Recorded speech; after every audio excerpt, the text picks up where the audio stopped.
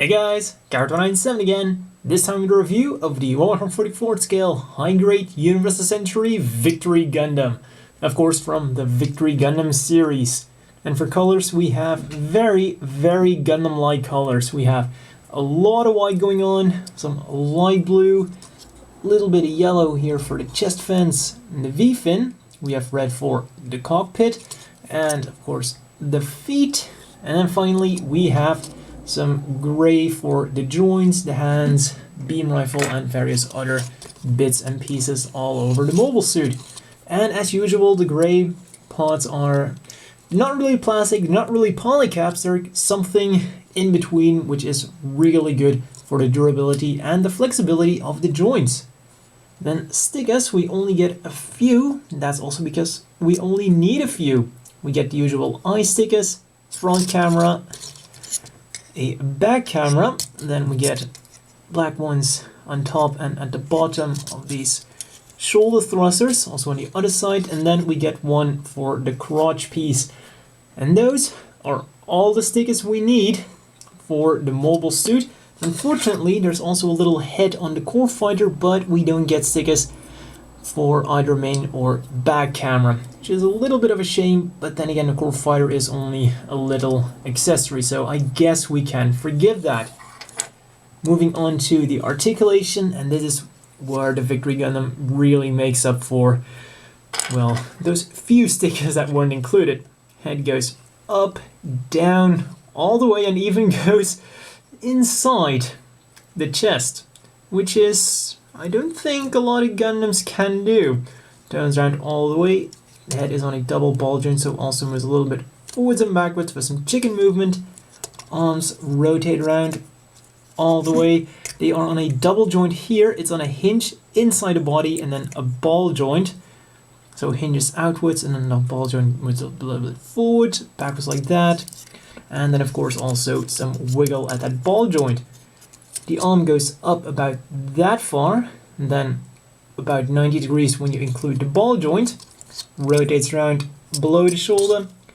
Elbow, two joints. I think they finally got the memo that they have to make this standard, and since this is part of the standard joint system they're using now, I think the future is looking very good.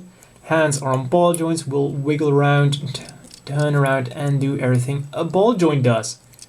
And these little generators here are on hinges, but they only go forwards about that far, which is significantly less than the old Victory Gundam could do.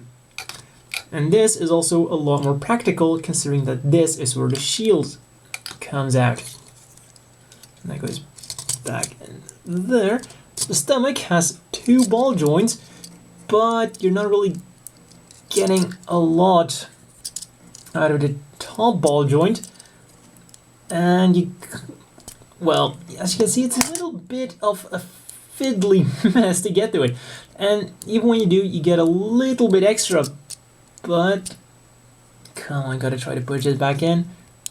But by the time you have it pushed back in, yeah, that has already gone back in too. So you can get a little bit of extra flexibility there, but it can be a little bit annoying to get through that ball joint. So practically you're gonna get one ball joint, but it does give you a nice movement range.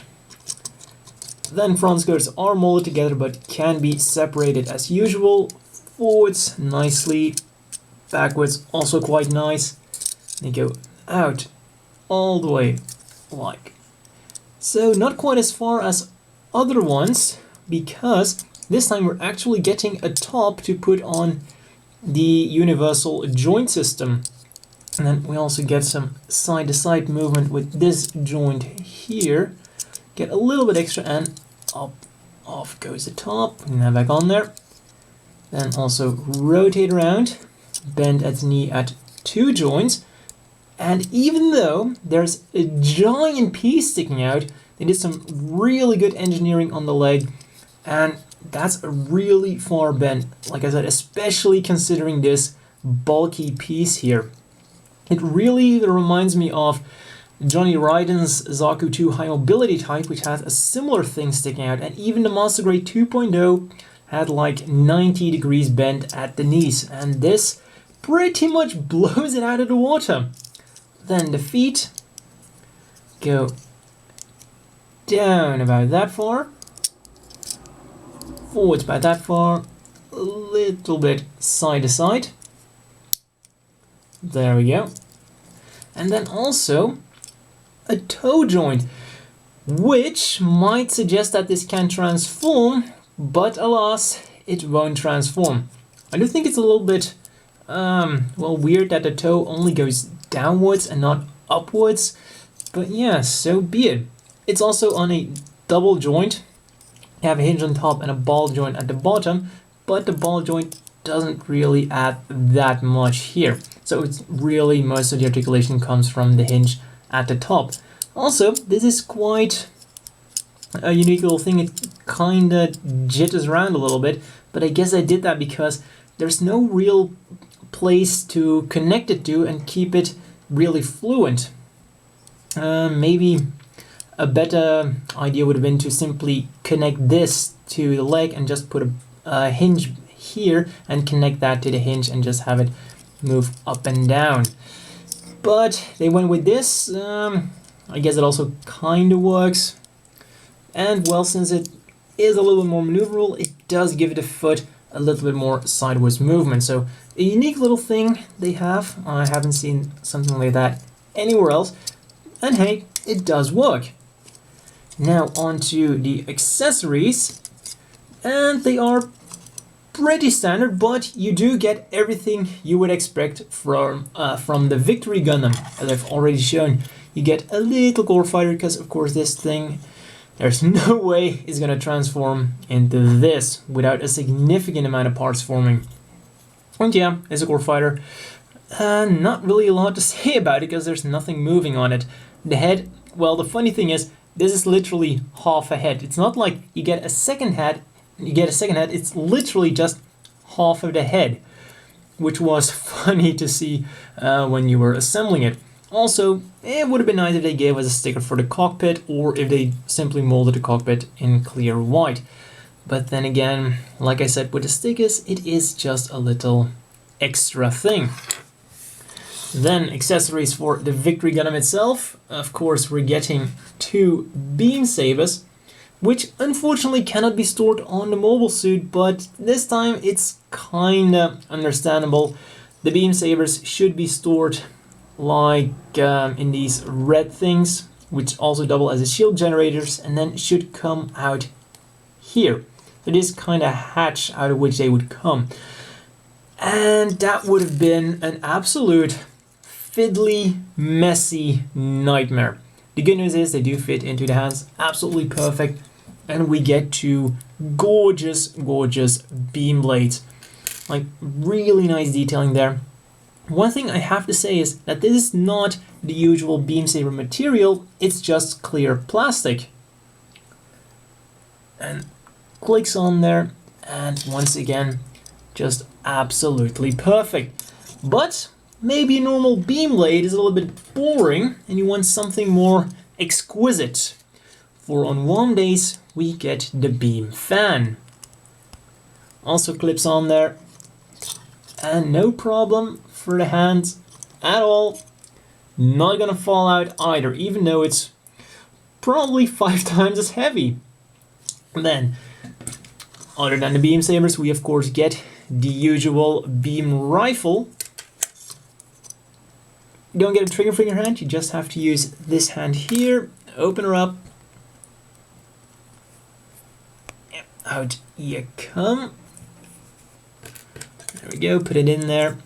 And even though it's not a dedicated trigger finger hand, it fits like a glove. I'm going to put that back in there.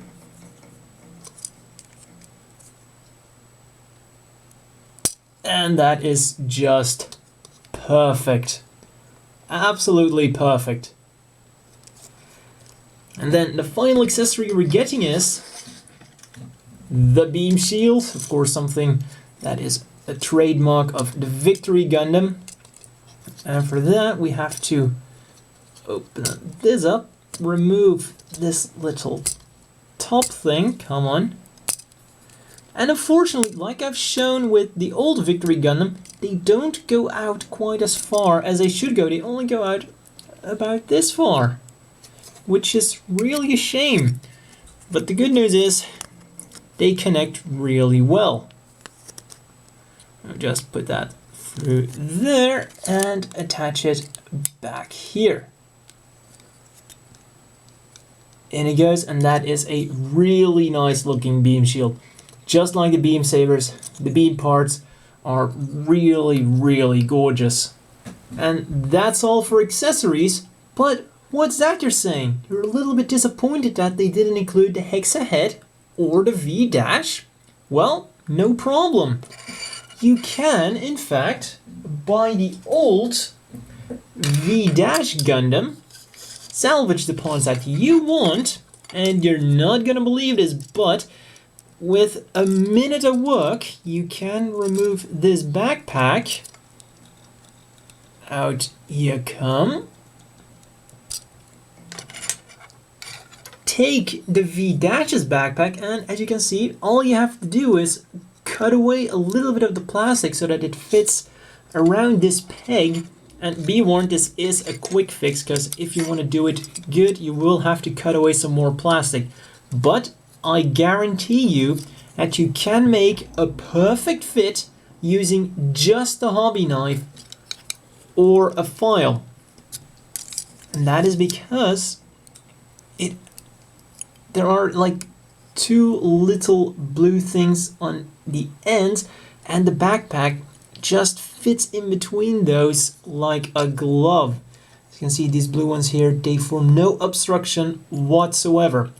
And when you look at it from the front, it's absolutely perfect. And also, even the heads are compatible. So if you want the Hexa, which does in fact look a lot better, just ignore the horrendous chin sticker. And gotta put that straight before I put the Hexa in. There we go. Then we take the Hexa head,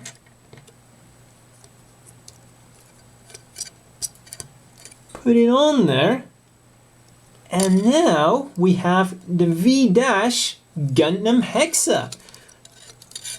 But there's still the laundry pole to go.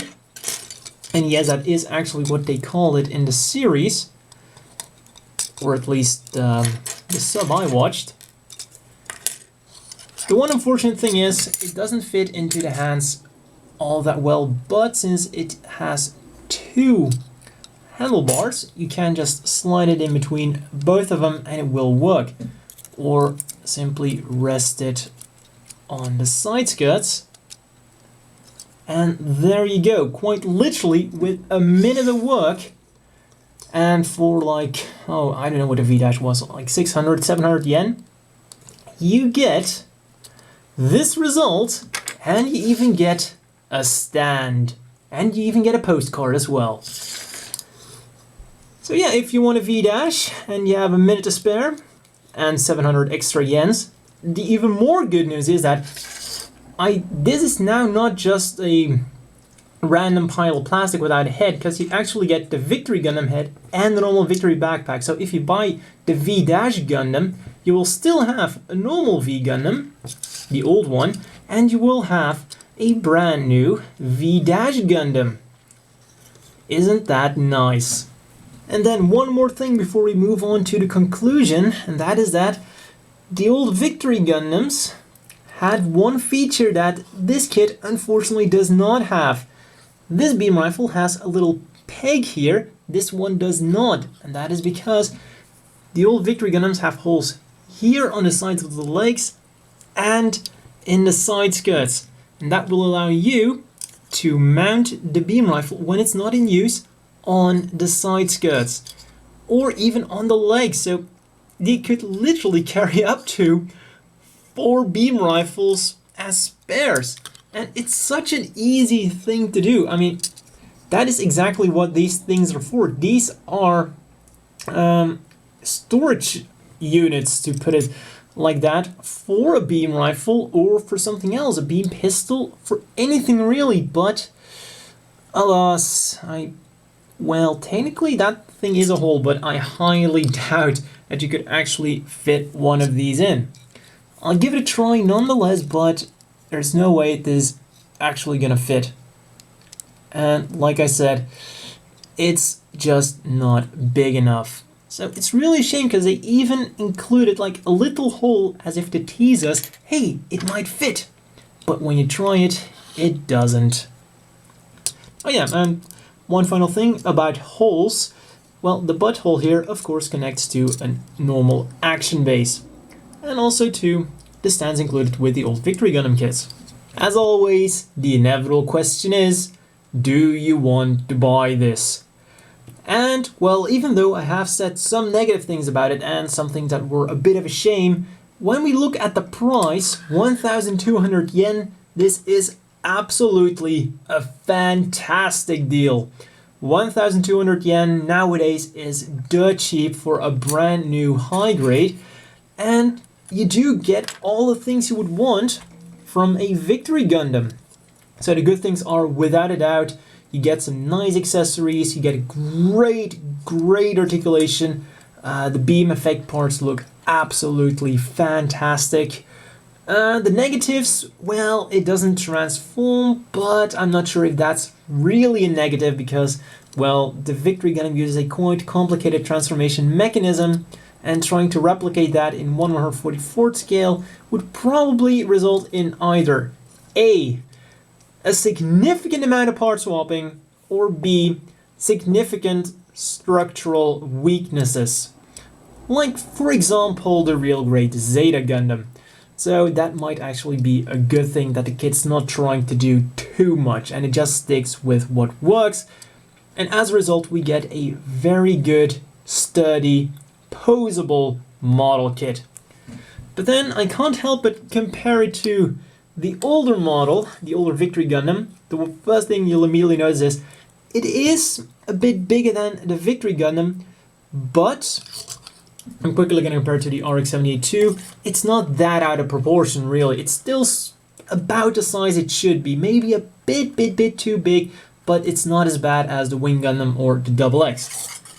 But now a quick comparison with the older Victory Gundam, because the odd thing that I'm going to say right now is this model kit in its time was significantly better than this thing. Why? Well, accessory-wise, it came with its own display stand, it came with a backdrop, that's already a lot better. The accessories had the pegs. Yeah, it's a bit odd to put a conclusion like that, but of course, well, molding-wise, this one is a lot better. But for the price, it might still be interesting to check out this little guy. But hey, we're doing a review on this kit, and like I said, this is absolutely a fantastic kit for 1,200 yen. That's exactly what it boils down to. I could absolutely recommend this kit to everyone, and I would also recommend perhaps picking up a display base to just put it in a few more dynamic poses, because hey, the articulation really demands it. And now let's just hope that they give us either the Gunnese or, well, the V2, they're absolutely going to give us that one. And so for a few size comparisons, and as you can see when we compare him to the old Gunnese, it looks pretty good size-wise. Like I said, a little bit too big, but not that bad. And what better way to end this review than to compare it to the humongous Zaku 3. It's a little bit small, I'd have to say.